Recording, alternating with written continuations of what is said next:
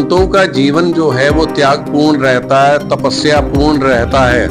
हम लोग जब साधु बनते हैं तो हम लोग कसम खाते हैं, जब नागा बनते तो हम लोग कसम खाते हैं कि हम धर्म के लिए मरेंगे। भी निमंत्रण दिया जाएगा, जगत को भी निमंत्रण है हमारे यानी माननीय मुख्यमंत्री प्रधानमंत्री जी, ये तो धार्मिक कार्य वाले हैं ही, इनके उसमें और उच्च बढ़ गया है कुंभ में। नमस्कार, आप देख रहे हैं दूरदृष्टि टाइम और मैं हूं सचिन पाठक। मैं जानना चाहूंगा सबसे पहले तो कि ये महाकुंभ क्या होता है, कि जो थोड़ा हमारा दर्शक भी जान जाए कि महाकुंभ क्या होता है और क्या इसका महत्व है। जी जी जी। महाकुंभ जो है, वैसे तो कुंभ पड़ता है हर 3 साल में, 6 साल में अर्ध कुंभ होता है। पूर्ण कुंभ जो 12 साल में पड़ता है, और ये महाकुंभ है 144 साल बाद पड़ता है। ये विशेष तिथि है, विशेष पर्व है, विशेष राशियों में ये पड़ता है। ये बहुत ही अलौकिक पर्व, भारतीय आध्यात्मिक अस्मिता का जो केंद्र है, अपना पीठ है अपनी प्रयागराज, उसमें महाकुंभ का आयोजन होता है। 144 वर्ष बाद इस बार पड़ रहा है। अमृत काल है, बहुत ही पुण्य का योग है। इसका सबको सदुपयोग करना चाहिए, तीर्थ यात्रा करनी चाहिए, प्रयाग में जाना चाहिए, प्रयाग में स्नान करना चाहिए, अमृत का पान करना चाहिए। अपने पापों को नष्ट करने की एक प्रक्रिया है, आगे के लिए ऊर्जान्वित होने की एक प्रक्रिया है, अपने कल्याण के मार्ग की ओर प्रशस्त होने की एक प्रक्रिया है। उसका अनुसरण, उसकी तरफ बढ़ना चाहिए। महाराज जी, महाकुंभ के बारे में आपने जानकारी दी, तो महाकुंभ में एक चीज आती है शाही स्नान। वो शाही स्नान क्या है और साधु संतों को उसमें प्राथमिकता दी जाती है, तो थोड़ा सा उस विषय पर थोड़ा सा। जी, शाही स्नान जो है एक व्यवस्था बनाई गई है, जो भगवान के नितांत करीब जिन्होंने अपना जीवन त्याग में जिया है, उन संतों के लिए ये विशेष व्यवस्था बनाई गई है कि वो प्रथम स्नान करें, जिनका जीवन त्याग में है, जिनका जीवन भगवान के लिए समर्पित है, जिनका जीवन धर्म के लिए समर्पित है, जिनका जीवन इस समाज के लिए समर्पित है, जो इस समाज के मार्गदर्शक हैं।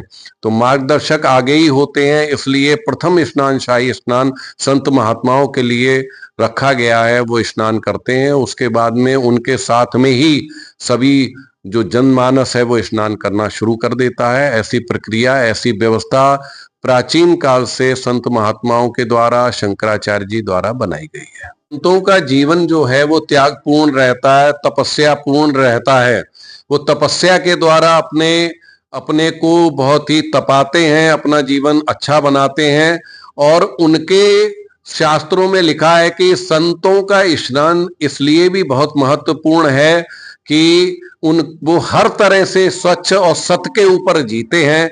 जब वो स्नान करते हैं तो पूर्ण का विशेष उदय होता है, एक नई ऊर्जा उत्पन्न होती है, जो आने वाले जनमानस के लिए बहुत लाभान्वित, बहुत अच्छी रहती है। इसलिए संतों को विशेष रूप से स्नान का अवसर दिया जाता है पहले। महाकुंभ में जाने वाले श्रद्धालुओं के लिए मोदी सरकार और योगी सरकार ने विशेष सुविधाओं की व्यवस्था भी की गई है। तो महाराज जी, अंत में आपसे केवल बरेली से जो महाकुंभ में जाने वाले श्रद्धालु हैं, उनके लिए क्या संदेश है और क्या आशीर्वचन रहेंगे आप? जी, अद्भुत व्यवस्था की गई है शासन द्वारा। जब राजा त्यागी हो, तपस्वी हो, तो उससे यही उम्मीद की जाती है कि वो सबके लिए बहुत अच्छा करेगा। हमारा जो इस समय राजा है, हमारे जो प्रदेश का मुखिया है, वो एक योगी है, तपस्वी है। उसके द्वारा जितनी अधिक से अधिक उत्तम व्यवस्था हो सकती है जनमानस के लिए, कुंभ में की गई है। अद्वितीय व्यवस्था है, ऐसी व्यवस्था को सोचा नहीं जा सकता। जितनी अमेरिका की जनसंख्या है, उससे 1.5 गुना ज्यादा लोग एक समय पर एक पर्व पर स्नान करेंगे। ऐसे लोगों के लिए, सबके लिए सारी हर तरह से सुविधा देना, ये एक योगी और एक तपस्वी ही कर सकता है। जहां तक बरेली वासियों का सवाल है, तो बरेली वासियों का प्रयाग से बहुत बड़ा जुड़ाव है। देखिए, जब ये समुद्र मंथन हुआ तो पहले विष निकला। विष को किसने पाया? विष को पाया मृत्युंजय भगवान ने, विष को पाया शिव जी ने, नीलकंठ भगवान ने पाया। और हम लोग किस नगरी से हैं? नाथ नगरी से हैं। तो नाथों की नगरी का प्रयाग से बहुत ही ज्यादा मिलन है। जब नाथ नगरी, जब हमारे नाथ इस कार्य में हमारा सहयोग करते हैं, तभी उससे पूर्ण उदय होता है। और बहुत अद्भुत एक क्रिया होती है कि भगवान धन्वंतरी अमृत लेकर निकलते हैं और अमृत का पान सब लोग करते हैं, उससे अपना कल्याण करते हैं। महाराज जी, ये जानना चाहूंगा कि कुंभ में ये सुना जा रहा है कि इस महाकुंभ में हिंदुत्व को लेकर कुछ बड़े निर्णय भी लिए जा सकते हैं। एक धर्म संसद का आयोजन होगा, तो ये धर्म संसद क्या होती है, थोड़ा सा इस विषय में बताइए। जी, इस कुंभ में बड़े बड़े निर्णय हिंदुत्व क्या समाज के लिए लिए जाते हैं, सनातन के लिए लिए जाते हैं। धर्म संसद लगती है। हमारे यहाँ भी संविधान है, साधु संतों का संविधान है।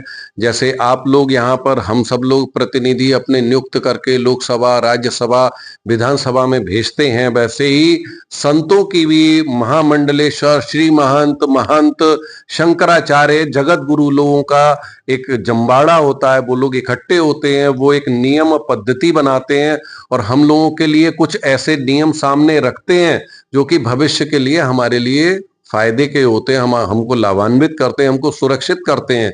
तो उनका एक निर्णय होता है, बहुत सोच समझ के होता है, संवैधानिक होता है। वहां भी संविधान चलता है। साधु संतों का संविधान जो है, शास्त्र के द्वारा शासन किया जाता है। वहां शास्त्र की बैक लेके, शास्त्र का आधार लेके शासन किया जाता है। ऐसी प्रक्रिया रहती है। धर्म संसद का आयोजन होगा, उसमें निर्णय लिए जाएंगे, सबके लिए उसको सुनाया जाएगा। उसका पालन करना समाज का धर्म है, समाज को उसको पालन करना चाहिए। बहुत अच्छा रहेगा। सीना जब्ती होने लग गई अमृत के चक्कर में, है भगवान। उसके चक्कर में दैत्य और देवताओं का, तो उसमें 4 जगह अमृत कलश आपके वो हो गया, तो हिल गया। तो उसमें से अमृत के 4 बूंदे ये 4 जगह गिरी हैं आपकी। नया प्रभु, उज्जैन हो गया, नासिक हो गया, हरिद्वार हो गया, इलाहाबाद हो गया भगवान।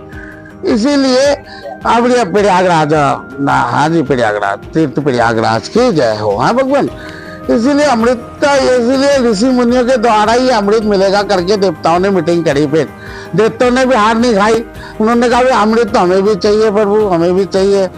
तो तभी धनवंतरी वेद के हाथ से फिर अमृत ये ऋषि मुनियों के द्वारा आपको कुंभ मेले में मिलेगा करके भगवान ने सब देवताओं को शांत करा मीटिंग होने के बाद, है भगवान। उसके बाद ये कुंभ मेला लगा। कुंभ मेला लगता है तो इसमें ऋषि मुनियों के द्वारा, गंगा माता के द्वारा है, अमृत की लहर होती है सुबह के टाइम में, आपके भोर में 5 बजे के टाइम में होश जो गिरती है वही अमृत वेला है भगवान। उस भगत का जो भी आप लोग आसमन करते हैं, उसमें स्नान करते हैं, उससे आपके ऐसे ऑटोमेटिक कायाकल्प हो जाती है साहब। उसमें आपके सारे, आपको ऑटोमेटिक ही अपने आप में कुछ शक्ति अलग ही दिखाई देगी। इसीलिए उसका महत्व है गंगा माता का। इसीलिए लोग स्नान करते हैं, उसका महत्व लेते हैं, अमृत आसमन करते हैं, अमृत लेते हैं, गंगा जल भर के ले जाते हैं घर के लिए, औरों को भी अमृत मिल जाता है इसी द्वारा। इसीलिए ये ऋषि मुनियों का आपका शाही स्नान होता है सुबह के टाइम में। ऋषि मुनि स्नान करते हैं, सारे देवी देवता स्नान करते हैं, हमारे जो भी होते हैं, सूर्य भगवान, भाला पूजा, गंगा पूजन करवाते हैं हम लोग। स्नान वेद मंत्र चलते हैं आपके यहाँ, साधु संत सारे वेद मंत्र चलते हैं, ब्राह्मण लोग वेद मंत्र पढ़ते हैं। तो गंगा माता प्रसन्न रहती है, उस वक्त दर्शन देती है माँ सबको, हाँ प्रभु। इसीलिए माँ की शक्ति है, अमर करती है अपने बच्चों को। इसीलिए सब माँ के दर्शन करने के लिए कुंभ मेले में जाते हैं, ऋषियों के दर्शन करते हैं, साधु संतों के दर्शन करते हैं, उसका लाभ उठाते हैं लोग। सत्संग होता है वहाँ, राम कथा चलती है, अमृत कथा चल रही है वहाँ। तो हर जगह है ना कि भागवत चल रहा है, शिव पुराण चल रहा है, ये भी अमर कथा है, ये भी कथा अमृत है। इसके लिए भी भगवान की माया है, वो तो त्रिवेणीय माता है, गंगा जमुना सरस्वती माता। इसीलिए तीर्थ प्रयागराज है, तीर्थों के राजा है प्रयाग राजा। इसीलिए यहाँ पर जगह भी आपकी अच्छा मिलता है, माता का गोद बढ़िया मिलता है। गंगा माता में स्नान करने के लिए आनंद आता है लोगों को। इसीलिए यह बहुत प्रयागराज के लिए करेंगे। कुंभ महाकुंभ जो भरा जा रहा है प्रयागराज में, ये 12 साल के बाद आता है और 6 महीने में आता है। उसको अर्धकुंभी बोलते, 6 साल के अंदर आती है, उसको अर्धकुंभी बोलते हैं। कुंभ क्यों होता है? कुंभ एक जो है देवासुर संग्राम में अमृत मंथन हुआ था, उस समय पर मंथन जो था, वो घड़ा जो था, झीना झपटी के चक्कर में तो पहले नासिक में गिरा। कहाँ? नासिक तो होते हुए हरिद्वार आया, हरिद्वार से फिर उज्जैन गया, उज्जैन से प्रयागराज पहुंचा, प्रयागराज पहुंच के घड़ा वहां से लोग ले गए। तो उस समय जो नक्षत्र जो होते हैं, नक्षत्र जिस समय वो गिरा था, उस गिरह से मिला के उसका 12 साल में उसको बनता है कि इस समय पे गिराता है मुहूर्त में। उस मुहूर्त में होता है ये शाही स्नान हमारे 3 होते हैं। कुंभ तो हर साल भरा जाता है मेला, तो जो महाकुंभ मेला है ये 12 साल में है। तो ये 12 साल में जो पहला जो कुंभ शाही स्नान है, तो राजा महाराजा जो होते थे ना, राजा महाराजा लोग, उस समय पे राजवाड़ा चलता था, राजनीति नहीं चलती थी, राजा का हुकूमत होती थी। तो जो प्रयागराज थे वो कुंभ भरवाते थे, वहाँ मेला भरवाते थे। तो संत महात्मा की व्यवस्था, नहाना धोना, हाथी घोड़े साधु महात्मा को जैसे होते थे राजा प्रयागराज के समय पे। तो परंपरा चला जाते राजा विक्रमादित्य में उज्जैन में हुआ। तो राजा लोग जो थे उस समय से हम लोगों के परंपरा चले, हजारों सालों से चले जा रही है परंपरा। मानी आज गुरु शंकराचार्य जी को आज 52 वर्ष हो गई हैं। कितने? शंकराचार्य जी को 52 वर्ष मरे हो गई है, समाज पैदा हुए आज गुरु शंकराचार्य जी को 52 वर्ष पहले। तो उसके पहले हम लोग संत महात्मा थे, कुंभ आते थे, मेला भरते थे। ऐसे माघ का मेला है, इस प्रकार से महाकुंभ भरा जाता था, वो ऐसे व्यवस्था नहीं हो पाई थी। तो आदि गुरु शंकराचार्य जो पैदा हुए, उन्होंने उस पद्धति के हिसाब से एक व्यवस्था बनाई है। हम लोग सब एकत्र किया। तो एक घर था, उसका एक घर का नाम था आनंद भैरव, फिर एक ही अखाड़ा था, उसका नाम था आनंद भैरव। आनंद भैरव तो 3 अखाड़े बने, आनंद, अटल, आबान, तो 3 अखाड़े बने। 3 अखाड़े चले, लाउड कलेक्ट चलते थे, हाथी है, घोड़ा है, रजवाड़ा था ना, रजवाड़ा, तो पूरे साधु को लाउड कलेक्ट चलते थे। तो किसी कारणवश धौलका बीरम बीरम गांव, गुजरात के अंदर धौलका धुनका बीरम गांव, खंड में हमारे 3 गांव, तो 3 गांव को आज भी नागा, शुद्ध नागा जो होगा वो 3 जिले का पानी नहीं पिएगा। कितने? 3 जिले का, धौलका, धुंधका और बीरम गांव का, तो गुजरात के अंदर पड़ते हैं, गुजरात राजस्थान के, गुजरात के अंदर। इनका हम लोग पानी नहीं पीते हैं। वहीं जो उत्पत्ति अखाड़ों की 3 अखाड़े और बने। क्या ऐसे? नरेंद्र अखाड़ा मोरबी से बना, मांडवी से, गुजरात की मांडवी से। जूना अखाड़ा जूनागढ़ से बना, दत्त भगवान का। क्या ऐसे जो है महागणवाणी, अटल का ये बने, ये सब बनते हुए 6 अखाड़े हो गए। अब 6 के फिर 7 बन गए, नागा बाबा ब्रह्मचारी भी हो गए ना, तो 7 अखाड़े नागा बाबा की परंपरा चली आ रही है आज हजारों सालों से।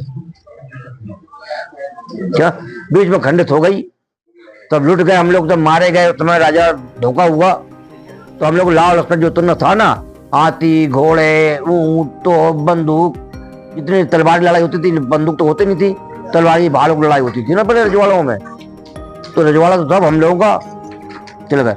जागीरी थी, तो महात्माओं को जिस राजा के सहयोग किया उन्होंने जमीन दी। क्या? मुगलों ने जमीन दी। तो संत महात्मा जहाँ रात हम लोगों एक मीटिंग होती है, ये 12 साल में हम लोग एकत्र पूरे विश्व के साधु एक मीटिंग करते हैं कि धर्म के जहाँ जहाँ हानि होए हैं तो वहाँ रक्षा करना हमारा कर्तव्य है। तो हम लोग कुंभ में एक धर्म की रक्षा करने के लिए एकत्र होते हैं कि हमारा सनातन धर्म की कोई हानि ना होए। हमारा